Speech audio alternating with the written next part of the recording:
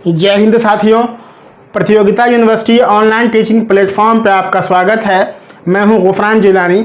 आज का हमारा टॉपिक है सी-टेट में भाषा का चयन कैसे करें या सी-टेट में कौन सी भाषा चुनें, how to choose language in CTET. जैसा कि आप सभी लोग जानते हैं कि सी-टेट का नोटिफिकेशन जो है वो आ गया है और आप लोग फॉर्म भर भी रहे होंगे। फॉर्म भरने के दौरान आपके मन में एक बहुत बड़ा कन्फ्यूज़न ये आ रहा होगा कि जो सी-टेट में 2 भाषाओं का चयन करना होता है, उन 2 भाषाओं में से कौन सी भाषा को हम चयन करें। इसको लेके आपके मन में काफ़ी दुविधाएं होंगी। इन्हीं दुविधाओं को दूर करने के लिए हम आपके लिए ये वीडियो लेकर आए हैं, जिसमें हम बताएंगे कि आपको सी-टेट में कौन सी ऐसी भाषा लेनी चाहिए जिससे आगे चल के आपको कोई परेशानी नहीं हो। वीडियो में आगे बात करने से पहले आपसे एक रिक्वेस्ट है कि अगर आप हमारे चैनल पर नए हैं तो इसे लाइक और सब्सक्राइब ज़रूर कीजिए। आइए अब हम टॉपिक पर सीधे बात करते हैं। जैसा कि आप सभी लोग जानते हैं कि सी-टेट में जो भाषाएँ होती हैं वो कुल जो है वो 20 भाषाएँ होती हैं। संविधान की जो 8वीं अनुसूची है, उस 8वीं अनुसूची में जो भाषाएं हैं उन्हीं भाषाओं में से 20 भाषाओं को सी-टेट कंसीडर करता है। उन्हीं 20 भाषाओं में से जो आपको भाषा चयन करना है वो कोई 2 भाषा को आपको चयन करना होता है। उसमें जो 2 भाषा आप चयन करते हैं उसमें ध्यान रखने की ज़रूरत ये है कि लैंग्वेज 1 और लैंग्वेज 2 होता है। तो लैंग्वेज 1 जो होगा वो लैंग्वेज 2 नहीं होगा, यानी कि लैंग्वेज 1 और लैंग्वेज 2 दोनों आप अलग अलग रखेंगे। लैंग्वेज 1 और लैंग्वेज 2 क्या होता है उसके बारे में हम सबसे लास्ट में बात करेंगे। उससे पहले हम देख लेते हैं कि कौन कौन से ऐसे बिंदु हैं जिसको ध्यान में रखते हुए हमको भाषा का चयन करना चाहिए। तो सबसे पहले भाषा के शिक्षक के लिए हम बात करते हैं। अगर कोई विद्यार्थी भविष्य में किसी भी भाषा के शिक्षक बनना चाहते हैं तो उनको ये चाहिए कि जिस भाषा का शिक्षक उनको बनना है वो एक भाषा वो सी-टेट में ज़रूर चयन करें।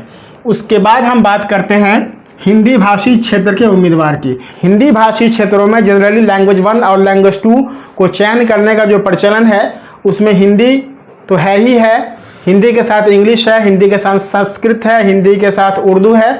इन सब भाषाओं का चयन हिंदी भाषी क्षेत्र के उम्मीदवार करते हैं। कोई अगर हिंदी भाषी क्षेत्र के उम्मीदवार हैं तो उसको एक भाषा हिंदी के रूप में ज़रूर लेना चाहिए। अगर आपकी हिंदी बहुत अच्छी है तो आप हिंदी को लैंग्वेज 1 के रूप में ले सकते हैं, और अगर लगता है कि आपकी हिंदी उतनी अच्छी नहीं है तो आप लैंग्वेज 2 के रूप में ले सकते हैं। मगर हिंदी भाषी क्षेत्र के विद्यार्थियों को एक भाषा हिंदी के रूप में ज़रूर लेना चाहिए। उसके बाद हम बात करते हैं उर्दू भाषी उम्मीदवार की, उर्दू भाषी विद्यार्थी की बात करते हैं। अगर कोई विद्यार्थी उर्दू जानते हैं तो उनको उर्दू एक भाषा के रूप में ज़रूर लेना चाहिए। उर्दू भी काफ़ी स्कोरिंग लैंग्वेज है। उर्दू भी आप लैंग्वेज 1 और लैंग्वेज 2 दोनों के रूप में ले सकते हैं। अगर आपकी उर्दू बहुत अच्छी है तो आप उसको लैंग्वेज 1 के रूप में ले सकते हैं, और अगर आपको थोड़ी बहुत भी उर्दू आती है तो आप उसको लैंग्वेज 2 के रूप में ले सकते हैं। उसके बाद हम बात करते हैं क्षेत्रीय भाषी उम्मीदवार की।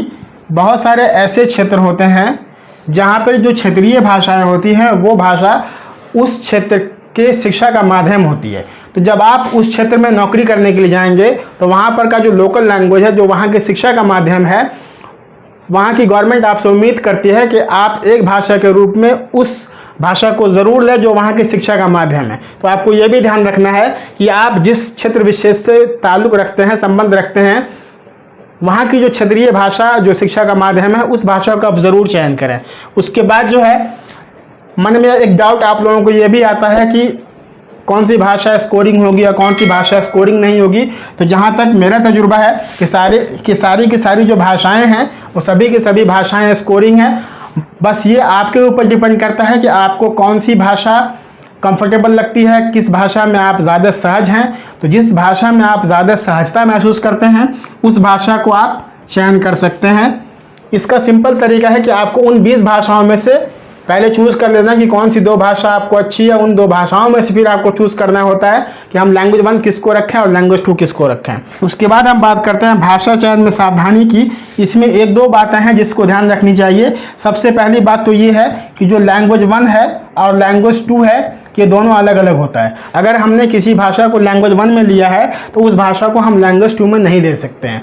उसके बाद जो दूसरी सावधानी हमको बरतनी होती है वो हमको OMR शीट जब हम एग्जामिनेशन हॉल में भर रहे होते हैं उस समय सावधानी की ज़रूरत पड़ती है। वहाँ पर हम लोग जो हमारे एडमिट कार्ड में होता है उस भाषा को ध्यान में रख करके हमको भरना चाहिए।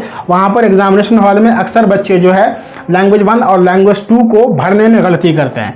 उसके बाद आपके मन में एक डाउट ये आ रहा होगा कि लैंग्वेज 1 और लैंग्वेज 2 में क्या फ़र्क है, हम किस तरीके से लैंग्वेज 1 को चूज़ करें और किस तरीके से लैंग्वेज 2 को चूज़ करें। तो इसके बारे में मैं आपको बता दूं, जब आप इन 20 भाषाओं में से किसी 2 भाषाओं को चयन कर लेंगे तो उसके बाद आपके सामने एक समस्या ये खड़ी होगी कि हम किस भाषा को लैंग्वेज 1 के रूप में चयन करें और किस भाषा को लैंग्वेज 2 के रूप में चयन करें। तो आप देख लीजिए कि लैंग्वेज 1 और लैंग्वेज 2 का पैटर्न क्या है। लैंग्वेज 1 भी जो होते हैं इसमें 30 नंबर का सवाल आता है और लैंग्वेज 2 जो होता है इसमें भी 30 नंबर का सवाल आता है। उसके बाद ये जो 30 नंबर होते हैं, इस 30 नंबर को 15-15 नंबर में डिवाइड किया जाता है।